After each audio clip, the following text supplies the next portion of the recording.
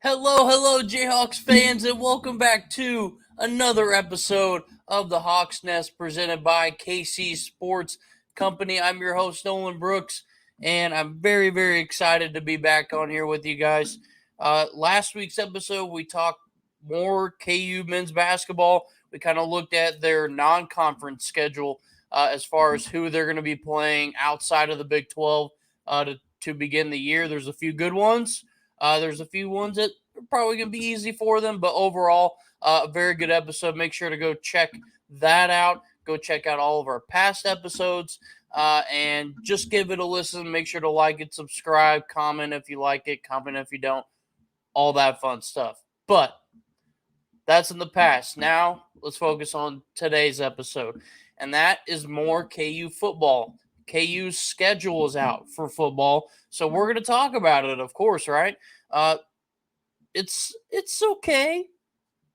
It's okay at first glance. The expectations for Lance Leopold's squad are rather high. We talked about them in episode 3. We talked about all the guys that are returning, guys like Jalen Daniels, guys like Neal at running back. We talked about how they're reloading, or they had to reload at linebacker and add a few guys here and there where they were missing spots on the roster. This team has some work to do, but I would say the fact that they got over 6 wins in 2022, or they got right at 6 wins, is a major improvement for this program, and that's where they wanted to go. That's what they wanted, was a major improvement. So let's just think about this. What is the expectation for this team? And I would almost say 6 wins again. Don't try to jump the gun and go over that, because it's not going to happen. It's not going to happen. You're going to be disappointed. So let's just right now, let's start at 6 wins. See if Leopold and the squad can get to 6, and maybe if the first couple games go KU's way, then you could start to really change your answer. Maybe dive back into that. But until then, 6 wins needs to be kind of like the hope for what this KU team can do in 2023. So let's not waste any more time. We're going to start with the home games. The home games only for KU. They open the season at home, actually, on Friday, September 1st against Missouri State. That is a tune-up game, because Missouri State's not a Big 12 team. They're not somebody that plays a lot of, upper echelon Division I opponents, but they're still a very solid program. They just, again, this isn't somebody that you schedule and be like, oh yeah, that's going to help out in the long run. This is the stereotypical where Power 5 conference scheduling a game against a team that's not in a Power 5 conference. Simple as that. So they're going to start out the year versus Missouri State. Of course, Jalen Daniels last year, 18 touchdowns, 2,014 passing yards. Devin Neal, 1,090 rushing yards, 9 touchdowns. For Missouri State, Jason Shelley, 18 touchdowns, 2,643 yards. He is a senior this year, so he is returning. And then at running back, 711 rushing yards, Jacardia Wright, and 9 touchdowns. He is the sophomore out of Decatur, Illinois. This team is not going to go down quietly. Just put it that way. What does that mean for KU? They should probably win this game, but knowing how KU has operated in years prior, I would even say last year it happened a couple times where they had games that were close that shouldn't have been close. So They should win that game, but that is week 1. They get to start out at home against Missouri State, in front of the home crowd in Lawrence, Kansas. Week 2, they stay at home. Friday, September 8th, they will take on Illinois. That game will actually be on ESPN2. That will be a night game. That will be broadcasted. Illinois is really going to test KU. I honestly like that KU gets a test like that early. With all the expectations around them that they should try to win more games. Well, okay, here's a non-conference opponent to test yourself against to see if you truly are up to the test to try to win more games every year. So that's just kind of where they're at. As far as a prediction for that game, I don't know. But Illinois, I would almost pick Illinois just because I feel like KU's just going to feel too much pressure on them to be like, yeah, we got to perform at home against a pretty decent opponent in Illinois. So, I mean, don't be surprised if KU were to drop that game and be a little disappointing, be underwhelming, but at the same time, I could be absolutely and completely wrong here, and Jalen Daniels and company might come out and light up the scoreboard. I hope they do, because they need to prove something, and you get to do that in week 2 against Illinois. So as of right now, I'd put a question mark on where that game will go. It's all going to depend on which Jalen Daniels shows up, or which KU team shows up in general. So 2 weeks in a row, they're at home. That's great. That's what they want. Their next home game does not come until week 4. Saturday, September 23rd, they will welcome the BYU. But they will not the. I acted like I was going to say another name there, but they will welcome BYU. And this is kind of our first glimpse at the new Big 12 opponents. In case you forgot, BYU, UCF, Houston, and I believe one in Nevada, not Nevada. So BYU, UCF, Houston, and Cincinnati are all joining the Big 12. And we're already getting a glimpse into that. This is what the new Big 12 is going to be. And the schedule makers are wasting no time giving KU a shot at them. So, again, week 4, they will take on BYU. This is a BYU team that's kind of up in the air. Last year, they're independent, FBS independent. They went 8-5. I mean, take what they won in the New Mexico Bowl over SMU, 24-23. I mean, this game's kind of up in the air. I mean, KU should want to win that game to prove to BYU, hey, we're no joke in the Big 12, and KU is no joke. I guess to be reckoned with so far. So I mean, they should beat BYU. BYU's lost a lot of pieces from last year. So I would almost say KU should be the better team there. So fast forward again. So that is in week 4. Week 5 is an away game. Week 6, they will welcome UCF. That will be a big game.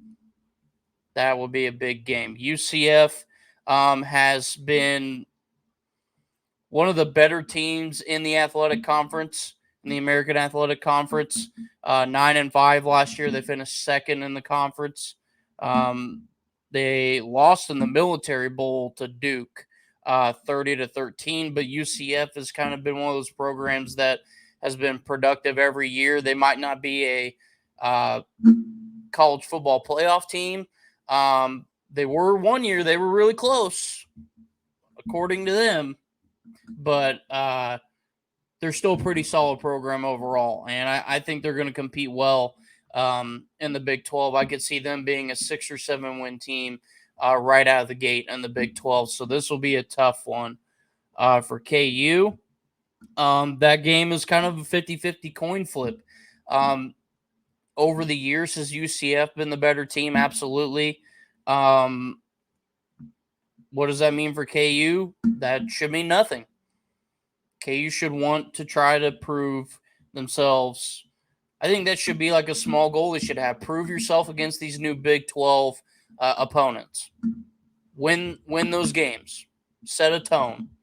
Obviously, schools like Texas and OU who are leaving for the SEC are going to want to say, hi, nice to meet you in the Big 12, but peace out. We're going to beat you by 40 type game. But, Oklahoma State, Iowa State, Kansas State, Texas Tech, they're going to want to do the same thing. Hi, welcome to the Big 12. This is how we do it here. KU should want to do the same against UCF. Next home game, Saturday, November 28th. So they go a little bit between home games here. Saturday, November 28th, they welcome the Oklahoma Sooners. KU's not winning that game. Happens every year. There's this hope that we think they could win it. I'm just being realistic here. Oklahoma's trying to send one final message to the Big 12 that they are an SEC school and they're too good for the Big 12 in football, at least. So Oklahoma's going to win that game by a couple scores, probably by the end of the game. Maybe KU hangs around and keeps it interesting. But overall, do not be surprised if Oklahoma comfortably wins that one. Then we skip ahead to Saturday. I'm sorry. So the Oklahoma game is October 28th, right before Halloween, not November. Saturday, October 28th. My mistake on that. Fast forward now. Next home game, Saturday, November 11th. They welcome the Texas Tech Red Raiders. Again, what's the expectation? Win more games.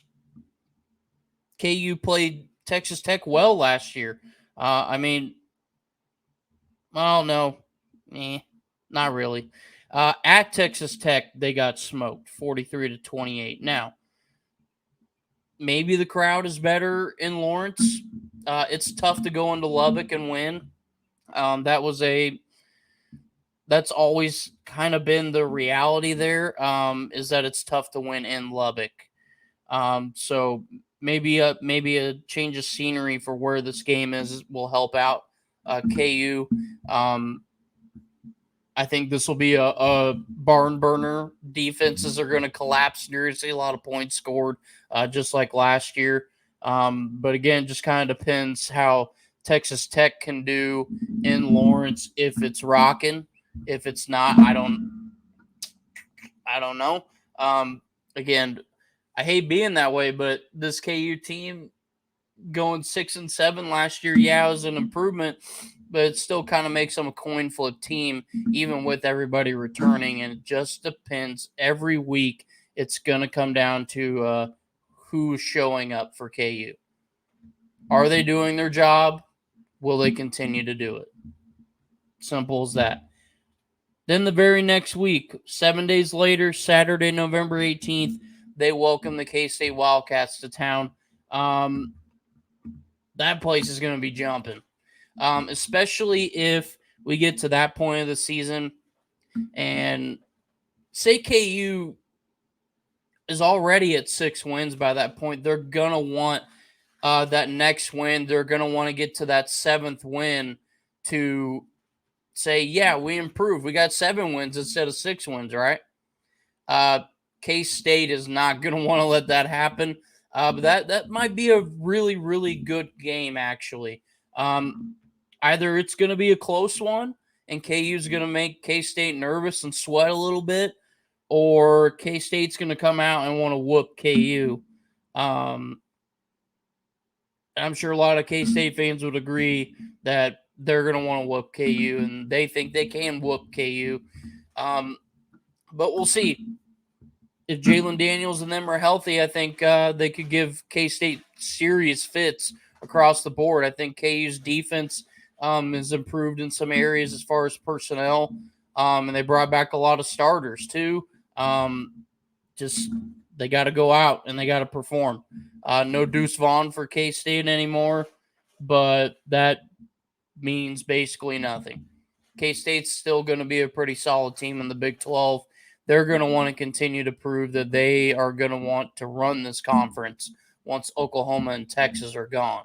So K-State will be no slouch, but KU's going to have to play them well. Wow. So I would say that home schedule is very rough, just at first glance. Very rough.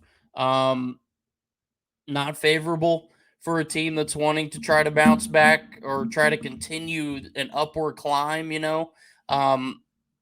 But shouldn't that be what you want? I think that's what Leopold and this coaching staff want, is to challenge them. They don't want it to be easy. They want them to prove it week after week.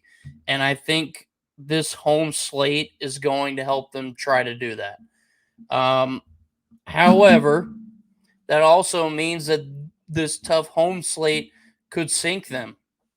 The KU could very easily lose over half of those, and it could really, really just put a knock into what they're trying to do, really just deflate the progress they made from last year. I hate to be negative, but man, that's a rough home schedule. But this team brought back a lot of guys. I sound like a broken record there, but if they can do it, if they can put it together, it might work out well for them. It might. Who knows? So that's the home schedule for your KU Jayhawks football. The road schedule, is it any better? Maybe, maybe not.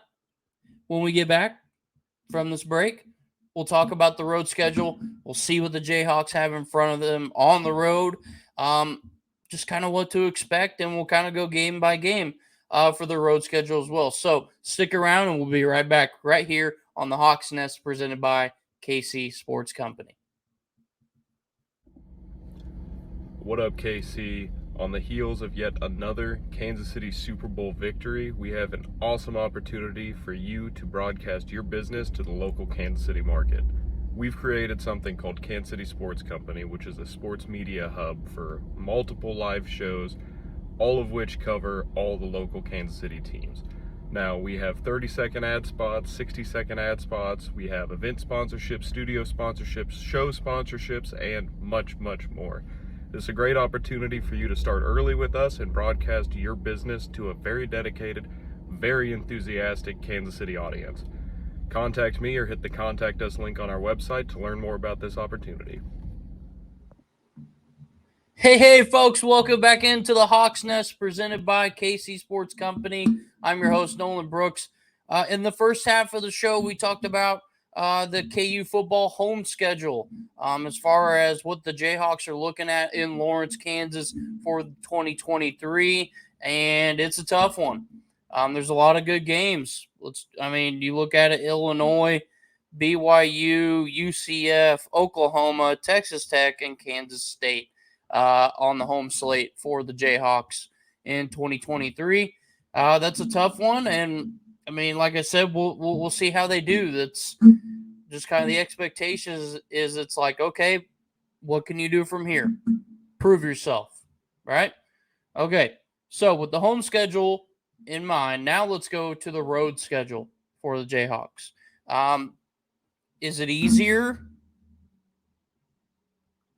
Not really. There's no use in lying to you, right? The Big 12 is good, but KU got some pretty good opponents for 2023, even on the road.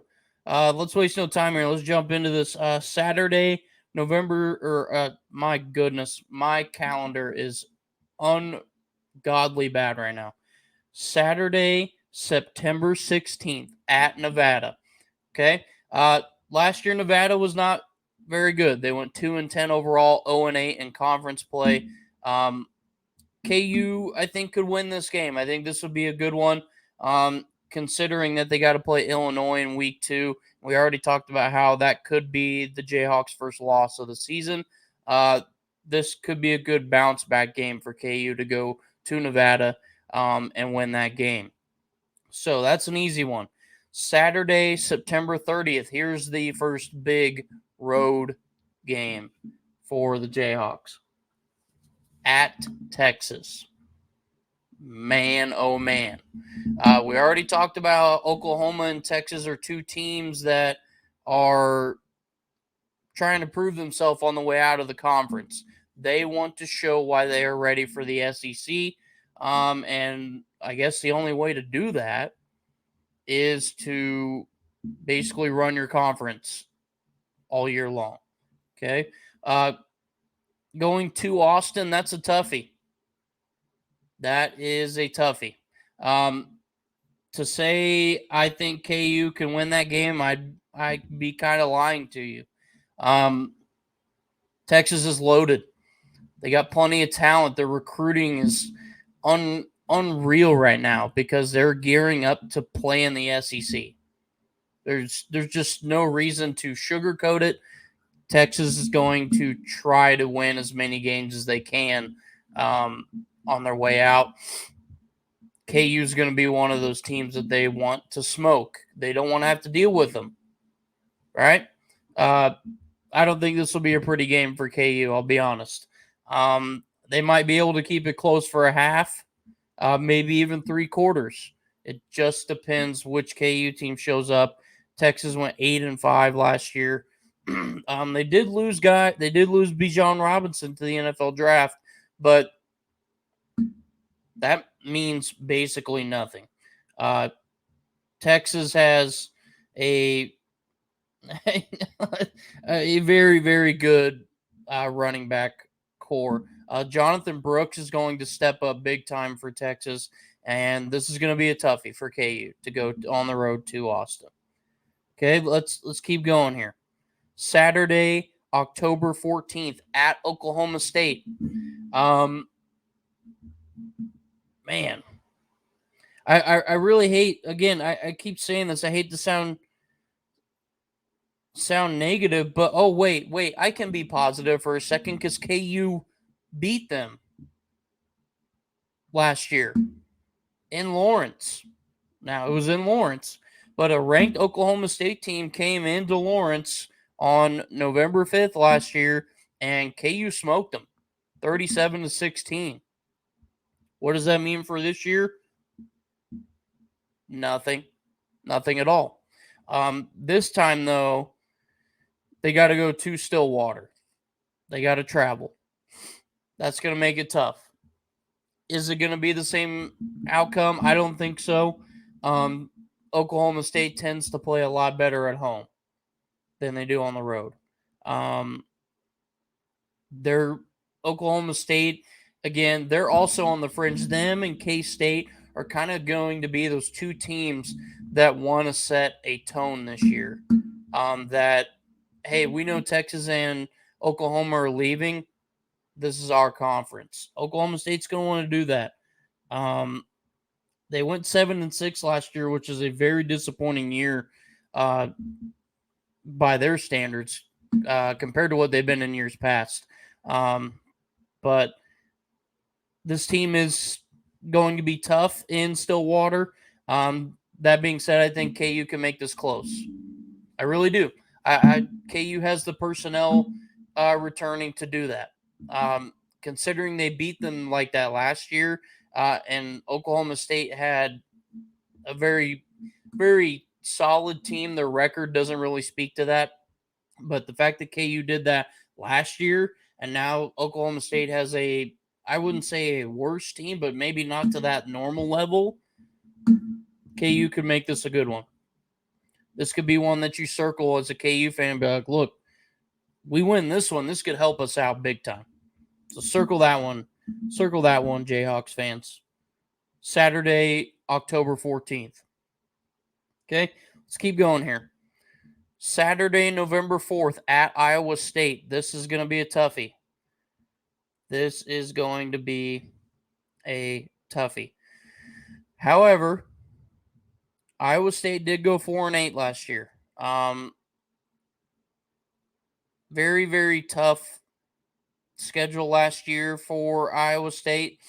They got smoked by TCU at the end of the year, 62-14. But TCU, obviously, you guys know. I mean, TCU went and played in the national championship, so they were really good. But just a down year for Iowa State. They lost a lot of guys. The roster was a lot different. What does that mean? I don't know. Hunter Deckers is going to be the quarterback this year for Iowa State. Little bit of a bright spot there, over 3,000 passing yards, 19 touchdowns. This could be a toss-up game. I would almost say this game is going to be a lot closer than KU fans want it to be. I know we want to see the Jayhawks go in and destroy Iowa State, but they're not going to let that happen. I don't care how bad their team is. They're going to make it close in a conference game at home, especially against KU. So that'll be a close one. Again, that could be another coin flip game. But that might help KU out at the end of the year to go on the road and beat Iowa State. Simple as that. And then the last road game of the year is the last regular season game of the year for KU at Cincinnati, one of the new Big 12 opponents that were added in. We already talked about how on their home schedule, KU gets to host UCF and BYU. Those are two of our new opponents in the Big 12. So again, Cincinnati, UCF, Houston, BYU. Okay. Cincinnati a couple of years ago was college football playoff team. Got destroyed in that. Last year they went 9-4 though, second in the American Athletic. They were pretty good. They got destroyed by Louisville in the Fenway Bowl, but 9-4 last year. I hate to repeat myself over and over again, but until it actually doesn't happen, I'm just going to continue to say these teams are going to want to prove themselves, especially on their home turf. Let's just have a hypothetical here. If KU is at 7 wins, Cincinnati's at 7 wins, and one of them makes it to a bowl game if they win and the other goes home, Cincinnati's going to want to win that game real bad. I would circle that one, mostly because it's the last game of the regular season, and you want to know what's going to happen with the Jayhawks. You want to know what their fate is in the postseason, see if they're going to go bowling. Circle it just because it could be one of the better games that KU gets to play all year, especially considering that the week before KU is hosting Kansas State. If KU manages to beat K-State, their momentum is going to be great going on the road to Cincinnati. And I think that's something to keep an eye on is, okay, can KU maintain it if they beat K-State? Or if they don't beat K-State, but they still need one more win, can they go on the road and prove it and, kind of re-energize themselves before a chance for a bowl game possibly by beating Cincinnati? So, is the road schedule any easier than the home schedule? Absolutely not. But that shouldn't. I hate to be negative, Jayhawks fans, but sometimes love hurts. Tough love. But I hope I'm wrong. I really do. 6 to 7 wins should be the ceiling here for this team again. Do I think they could get to a point where they might win 8 or 9? Maybe. But your time with Jalen Daniels is running out. with Devin Neal is running out. If Jalen Daniels stays healthy all year and plays like he did last year, he's going to the NFL. Simple as that. Same with Devin Neal going to the NFL. This team has the talent. Now they got to put it together again. They got to make sure they can stay healthy. They got to make sure they follow the plan. They can't just go off on tangents and think that they can do whatever they want because they think they're that good. They're not at that level yet. They still got to prove themselves. 6-7 last year is not good enough. That's not what Leopold wants. Leopold wants to take them from here to here. 6 wins ain't going to do it. 6 wins and losing your bowl game you were in is not going to cut it. Go win some important games on the road. Win some at home. Show out. Be that team in front of the home crowd. Be that team on the road that you want everybody to be impressed with, and it just might go your way. Okay, you might be able to do it. I don't know. We'll see. KU's got a lot to prove, and they got to do it quickly. And we'll see what happens. Well, circle those dates. Like and subscribe right here. Comment if you think I'm crazy. Comment if you agree with me. Make sure to tune back in for next week's episode. It's going to be a fun one. Okay? KU football, inching it ever so closer. We're getting there. We're in the dog days of summer right now. Hold on tight. Hang on. We're almost there. And it's going to be a fun one. I'm your host, Nolan Brooks. Thank you so much for tuning into the Hawks Nest. I'll see you next time. And we're presented by KC Sports Company. Make sure to come on back.